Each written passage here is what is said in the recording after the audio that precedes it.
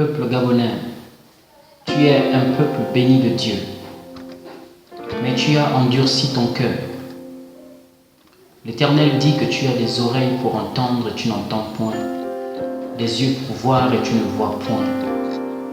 Le premier régime dans ce pays a vendu le pays à Satan, le diable, et le second régime veut renouveler ce pacte avec le diable dans le but d'engloutir totalement le pays dans les ténèbres. Et les autorités, que ce soit la majorité comme l'opposition, savent de quoi je parle. Et l'opposition aussi veut venir diriger, mais toujours sous les ordres de Satan. Nous disons non à cela, car ce pays appartient à Jésus-Christ. Jésus-Christ, le Fils de l'Éternel Dieu. Écoute ce mémo et prends une décision. Puisse ton discernement parler pour la gloire de Jésus. À quel prix Bongo avait-il acheté le Gabon? Pour répondre à cette question, dont plusieurs Gabonais se posent, nous vous invitons à vous élever au-delà du rationnel, de vos connaissances historiques ou géopolitiques. En effet, vous ne pourriez pas comprendre certaines situations, problèmes du Gabon depuis les années 60, si vous vous bornez à votre esprit cartésien dans un pays hautement mystique et spirituel. Les lignes que vous allez lire vont vous permettre de connaître, et de comprendre le prix payé par les Bongos, pour accéder et se maintenir au pouvoir depuis 1967. Terme du pacte. Garder le Gabon sous la domination et le règne de 7 ans, en tolérant et en favorisant toutes les pratiques qui conduiront les Gabonais à faire alliance de manière directe ou indirecte avec ce dernier, fétichisme, initiation mystique, loge maçonnique, rose-croix, magie noire, culte des ancêtres, culte des morts, pratiques reliquaires, divination, occultisme.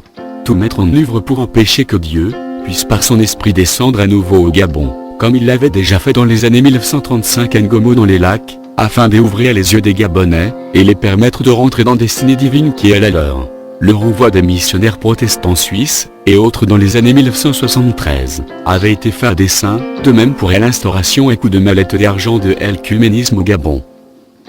Consacrer l'argent du Gabon à Lucifer, ainsi tout le monde pourra le toucher mais seuls ceux qui accepteront d'être ses adeptes, et feront recours aux pratiques occultes, barbares et immorales, pour en jouir véritablement.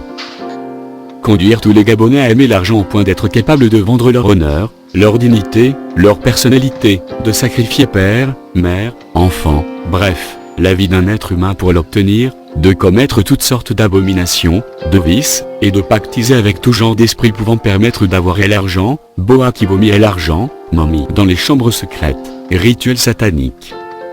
Faire de tous les Gabonais des vauriens. Exemple, quelqu'un a un bon salaire, mais au lieu de construire, il s'achète d'abord un véhicule pour le garer devant la maison d'un autre, passe tout son temps dans les bars, multiplie les bureaux, maîtresse, pendant que madame et les enfants à la maison n'ont parfois pas à manger.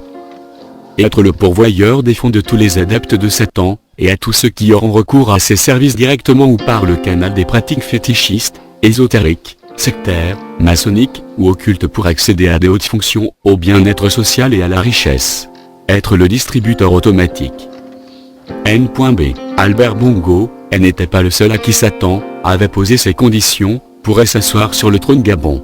Mais de tous les hommes politiques de cette époque, Albert Bongo seul avait accepté. C'est alors que tout avait été mis en œuvre dans le monde visible, pour lui faciliter l'accès au pouvoir. Il avait reçu l'onction mystique des 9 provinces, de tous les rites, reliques et croyances de toutes les ethnies du Gabon. Sa succession par l'actuel occupant du bord de Mérène, était que la suite logique du pacte, et la manifestation de la volonté de Satan, en vue de toujours garder le Gabon loin de la prophétie de Dieu, donc de l'accomplissement de sa destinée divine, les abominations, prennent l'ascenseur dans le pays. Car nous recherchons ce qui est bien, non seulement devant le Seigneur, mais aussi devant les hommes. Et non seulement ils ont contribué comme nous l'espérions, mais ils se sont d'abord donnés eux-mêmes au Seigneur, vis à nous par la volonté de Dieu. Car vous connaissez la grâce de notre Seigneur Jésus-Christ, qui pour vous s'est fait pauvre de riche qu'il était, afin que par sa pauvreté vous fussiez en riche. Yeah, j'ai vu des hommes habiles, forts et braves, mourir à tort vite pour une femme, pour de l'or verni pour un manoir. J'ai vu des femmes qui ont vendu leur âme. Est-ce le but de notre vie? Posséder la terre entière, nuire à sa vie et celle de sa famille, à cause des richesses éphémères.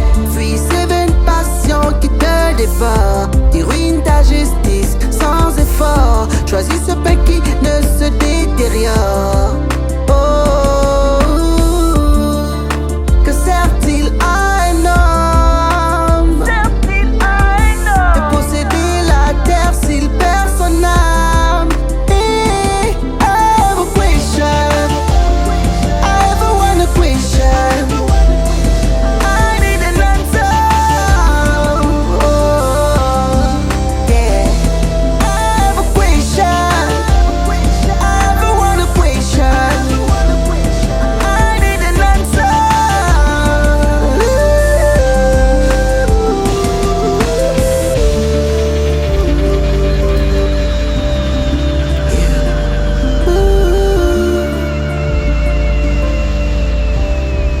Yeah, il y a certains qui